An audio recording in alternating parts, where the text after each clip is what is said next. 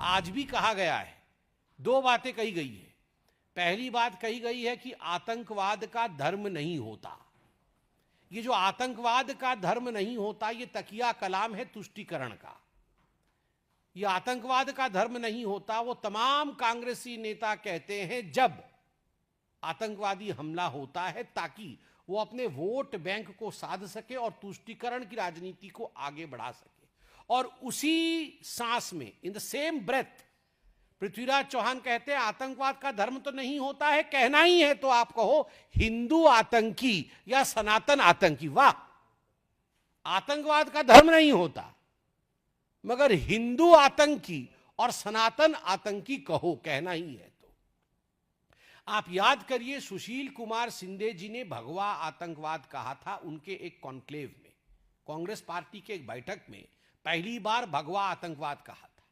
और जब विगत वर्ष उनसे पूछा गया कि आपने सही किया या गलत किया भगवा आतंकवाद के शब्द का प्रयोग करके, तो सुशील कुमार शिंदे मुस्कुराते हुए कह रहे थे, मैंने अपने मन से नहीं किया, मुझे तो लगता है मैंने गलत किया, मगर जो आला कमान ने कहा, जो मुझे मेरी पार्टी ने कहा कि आप भगवा आतंकवाद सैफरन टेरर का प्रयोग करिए, मैंने वो प्रयोग किया। मतलब आला कमान कौन है?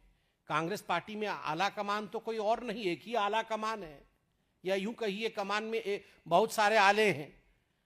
गांधी परिवार के कमान एक, गांधी परिवार, आले अनेक। प्रियंका गांधी वाड्रा, राहुल गांधी, सोनिया गांधी, तो ये सारे गांधी परिवार के लोगों ने ही सुशील कुमार शिंदे के ऊपर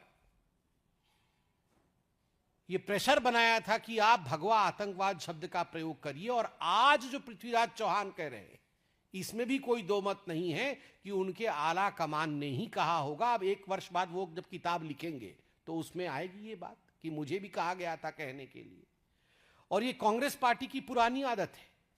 याद करिए 18 फरवरी 2007 को जब समझौता एक्सप्रेस में ब्लास्ट हुआ था, लश्कर-ए तोयबा के आतंकवादी, जो एक प्रतिबंधित संगठन है, उसके पूर्व मुखिया सफदर नागोरी की गिरफ्तारी हुई थी।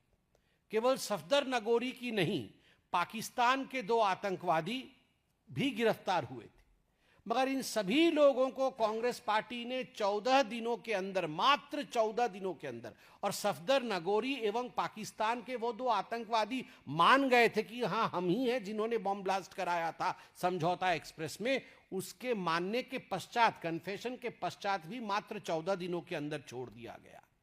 2007 में हैदराबाद के मक्का मस्जिद बम ब्लास्ट में भी पुख्ता सबूत थे कि हुजी इसमें इन्वॉल्व थी। 100 आतंकवादियों को गिरफ्तार भी किया गया था, मगर सभी को कांग्रेस पार्टी ने बाद में छोड़ दिया गया। ठीक उसी प्रकार की परिस्थिति 26/11 के समय भी हुई थी। 26/11 के समय, खैर राहुल गांधी पार्टी कर रहे थे, यह अलग विषय है, मगर उनके नेता 26/11 आरएसएस की साजिश, दिग्विजय सिंह, इस प्रकार की किताब निकाल रहे थे। कहीं ना कहीं पाकिस्तान को क्लीन चिट देने का काम कर रहे थे, आतंकियों को खुला छोड़ने का काम कर रहे थे। स्वाभाविक है, जिस दिग्विजय सिंह के लिए और जिस गांधी परिवार के लिए जाकिर नायक अपोस्टल ऑफ पीस, शांति दूत है, और जाकिर नायक के एनजीओ से जो पार्टी पैसे लेती है, जो राजीव गांधी फाउंडेशन पैसे लेती है, उनसे ये एक्सपेक्ट करना कि वो हिंदू आतंकवादी नहीं कहेंगे, वो भगवा आतंकवादी नहीं कहेंगे, वो सनातनी आतंकवादी नहीं कहेंगे, ये अधिक है। ये जो पूरा प्रक्रिया हुआ है मालेगांव के ब्लास्ट का, 17 वर्षों बाद निर्दोष घोषित किए गए हैं। जो साथी निर्दोष घोषित किए गए हैं भारतवर्ष के, उनमें से एक सेना में है, उनमें से एक साध्वी है। सेना, संत, सनातन और संविधान, इन चारों पर कांग्रेस पार्टी ने 17 वर्षों तक आक्रमण किया।